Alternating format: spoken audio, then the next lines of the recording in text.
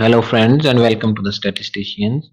In this short video I will explain type 1 error and type 2 error with a real life example of a criminal court trial.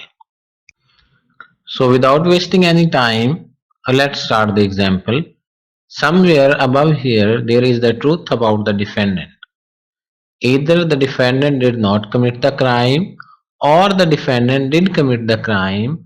As a jury, we don't really know the correct answer to that. Over here, jury is going to make a verdict based on the evidence presented, either not guilty or guilty. Keep in mind that rejecting a true null hypothesis is a type 1 error and not rejecting a false hypothesis is called a type 2 error.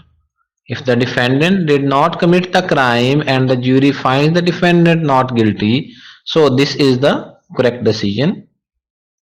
What about here? If the defendant did commit the crime and the jury finds the defendant guilty, again the jury made a correct verdict.